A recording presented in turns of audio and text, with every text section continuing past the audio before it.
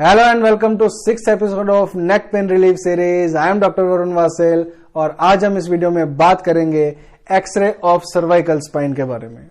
जी हाँ, आज मैं आपको बताऊंगा how to read X ray of cervical spine और ये वीडियो हर फिजियोथेरेपिस्ट और हर पेशेंट के लिए बहुत इंपॉर्टेंट है। ये इसलिए इंपॉर्टेंट है क्योंकि इसमें मैं आपको बेसिक एक्सरे देखना सिखाऊंगा जो हर पेशेंट को पता होना चाहिए और हर फिजियोथेरेपिस्ट को पता होना चाहिए। क्योंकि रेडियोलॉजिस्ट तो अपनी रिपोर्ट बना देता है, पर कई बार जब पेशेंट हमें क्वेश्चन करता है तो हमें पता होना चाहिए कि कौन सी चीज कहाँ पड़ी है और इसका हमारा क्या सिग्निफिकेंस है, कैसे उसको पेशेंट के जो प्रॉब्लम है उसके साथ कैसे रिलेट होती है। तो इसी तरह से मैंने नी पेन रिलीफ सीरीज में नी पेन का एक्सरे बताया था आपको, नी का एक्सरे, और साथ ही साथ मैंने आपको बैक की एमआरआई और एक्सरे दोनों बताए थे। उसका अगर आपने वीडियो नहीं देखा तो वो भी जाके आप डिस्क्रिप्शन में देख सकते हैं, उसका लिंक मैं आपको दे दूंगा। पर आज हम इस वीडियो में बात करेंगे एक्सरे ऑफ सर्वाइकल स्पाइन। उसमें आपको कंप्लीट पता लग जाएगा जितना हमें नॉर्मली पेशेंट को समझाने के लिए चाहिए होता है एक्सरे कितना देखना है, वो आपको इस वीडियो में पता लग जाएगा। तो इस वीडियो को लास्ट तक जरूर देखिए। तो ये अब हमारा सर्वाइकल स्पाइन का एक्सरे, इसके दो व्यूज हैं। ये वाला व्यू है एपी व्यू और ये वाला व्यू है लेटरल व्यू। हम इसके हमेशा दो व्यूज ही ज्यादा करवाते हैं, एपी व्यू और लेटरल व्यू। और लेटरल व्यू में हमें सबसे ज्यादा क्लियरेंस होती है कि क्या क्या हमारी चीजें कहाँ कहाँ पड़ी हैं।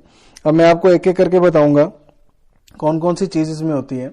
सबसे पहले ये देख लेते हैं कि सर्वाइकल स्पाइन इंक्लूड्स, उसमें 7 वर्टिब्रा होते हैं, C1 से लेके C7 तक। और साथ ही साथ हमारा जो C1 वर्टिब्रा होता है उसका नाम होता है एटलस और C2 वर्टिब्रा का नाम होता है एक्सिस। अब एटलस को हम C1 बोलते हैं।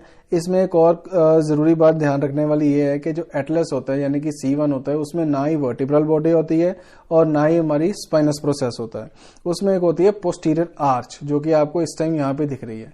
अब बात आती है कि काउंटिंग करें कैसे, शुरू कैसे करें, क्योंकि ये भी हमारा जो दिख रहा है लगता तो ऐसे ही है। अब इसमें देखो ये क्या करते हैं, जो वर्टिब्रल बॉडी जो है वो C2 वर्टिब्रा की है, वहां से शुरू होती है। तो जहां से आपको क्लियरली वर्टिब्रल बॉडी दिख रही है उसको C2 बोलते हैं, वहीं से नंबरिंग शुरू करते हैं। C2, C3, 4, 5, 6, 7, ये 7 वर्टिब्रा तक, ये थोड़ा सा कम दिखाई दे रहा है पर 7 वर्टिब्रा तक आपको क्लियरली दिख रहा है। और जो C1 वर्टिब्रा है जिसको हम एटलस बोलते हैं, उसका ये जो आपको दिख रहा है ये स्पाइनस प्रोसेस नहीं है। इसको आपने कंफ्यूज नहीं होना, क्योंकि मैंने आपको बताया था इसमें स्पाइनस प्रोसेस होता नहीं। तो ये इसको हम कहते हैं पोस्टीरियर आर्च। ये C1 वर्टिब्रा की पोस्टीरियर आर्च है, इसको कभी ये स्पाइनस प्रोसेस नहीं समझना। और ये होता है हमारा एटलेंटो ऑक्सीपिटल ज्वाइंट। अब एटलस बोलते हैं और इसको ऑक्सीपिट बोलते हैं, तो इसलिए इसको बोलते हैं एटलेंटो ऑक्सीपिटल ज्वाइंट जो कि यहाँ पे होता है। और इसी तरह से C1 और C2 जो होता है उसको हम बोलते हैं एटलेंटो एक्सियल ज्वाइंट, क्योंकि एक्सिस है। एटलस और एक्सिस जो ज्वाइंट बनाएगा उसको हम एटलेंटो एक्सियल ज्वाइंट बोलेंगे।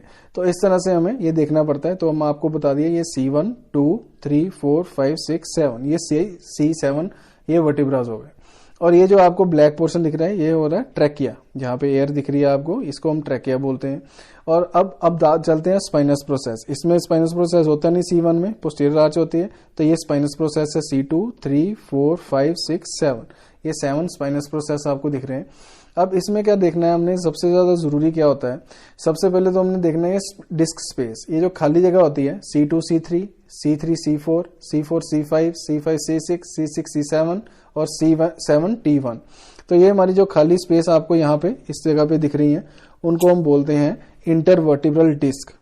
यहाँ से ही हमें पता लगता है, क्योंकि कई बार क्या होता है, ये तो वैसे नॉर्मल हमारा एक्सरे है क्योंकि इसमें हमारा सिर्फ स्ट्रेटनिंग है। आपको मैं साफ साफ बता देता हूँ कि इसमें सिर्फ स्ट्रेटनिंग ऑफ सर्वाइकल स्पाइन है और ज्यादा कुछ प्रॉब्लम नहीं है।